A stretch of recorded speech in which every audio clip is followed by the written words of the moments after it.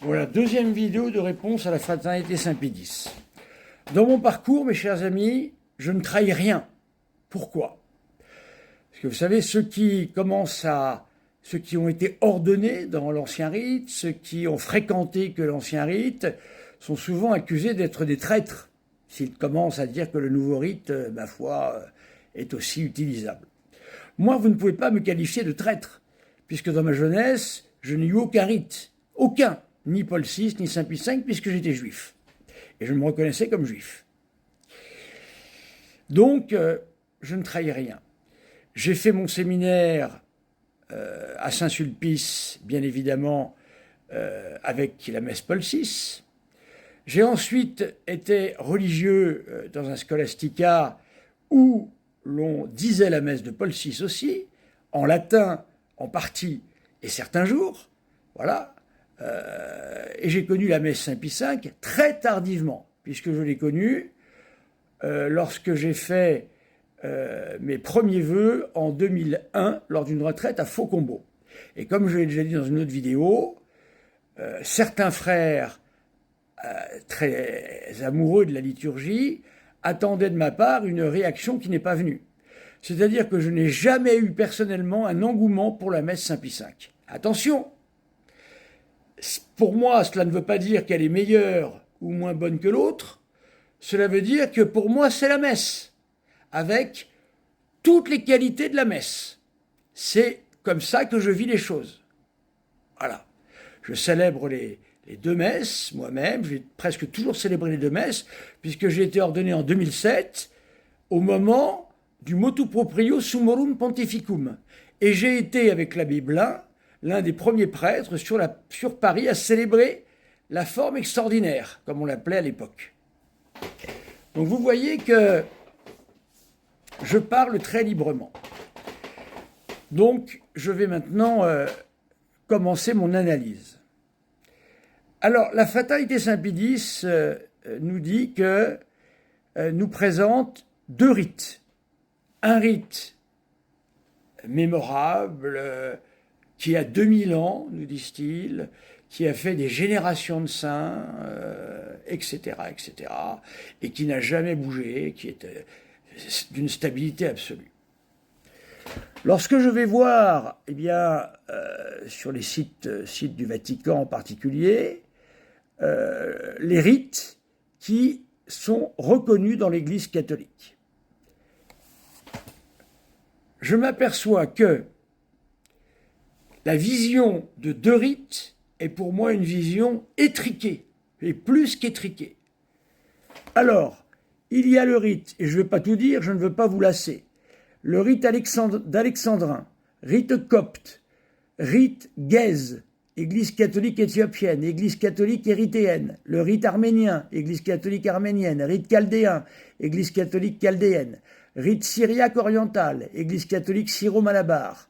D'ailleurs, je crois que Jean Housset, quand il faisait en Suisse ces grandes sessions, au moment des années 75, où ça allait très mal, eh bien, comme il y avait cette division entre les Saint-Pie-Cinquistes et les autres, il faisait venir un prêtre qui disait la messe en rite syro-malabar, je crois bien, à préciser, pour justement que tout le monde puisse y aller. Alors, je continue.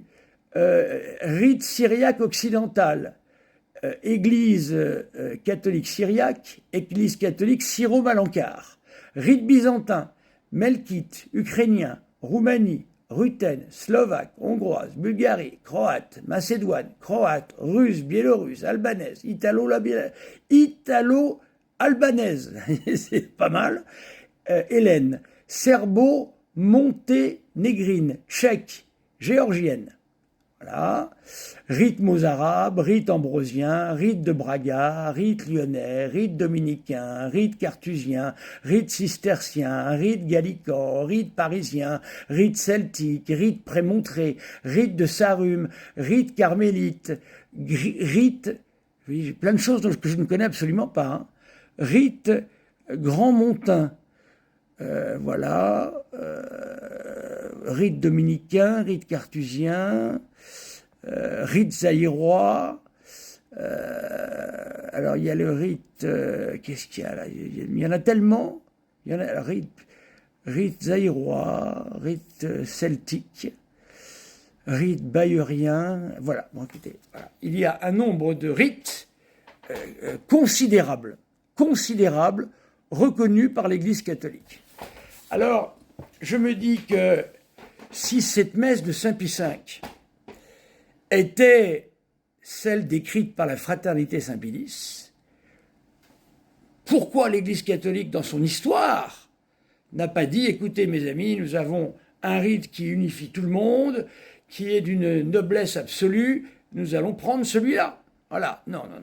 Grande diversité de rites, comme vous l'avez vu, et je vais vous dire que si, moi je ne connais personne qui a assisté à un quart des rites simplement. Hein. Moi-même, si j'en connais 3, je suis bien content. Hein. Voilà.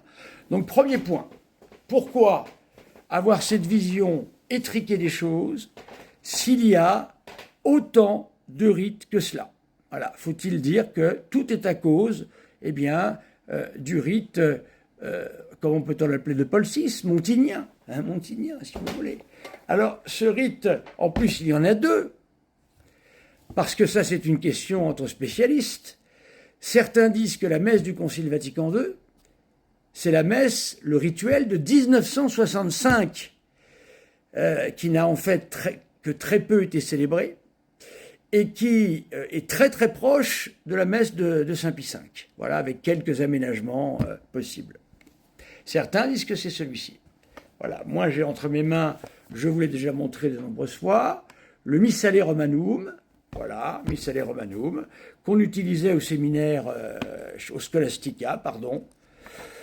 Écoutez, ma foi, attendez, je vais essayer de... Vous avez de manière très traditionnelle, voyez-vous, là, l'image, la fameuse image, on aime ou on n'aime pas, hein, voilà, et Prex Eucharistie, un ou canon Romanus, voilà. Écoutez, quand on a un missel comme ça entre les mains, je peux vous dire que on dit une messe catholique. Je peux vous le dire. Voilà. Alors évidemment, il y a beaucoup plus de préfaces, peut-être trop, c'est possible. Il y a également des messes votives supplémentaires, quelques messes votives supplémentaires, et il y a 4 canons. Voilà. Le prêtre peut utiliser celui de son choix. Je connais des prêtres qui ne célèbre que le canon romain, sans aucune espèce de difficulté. Voilà.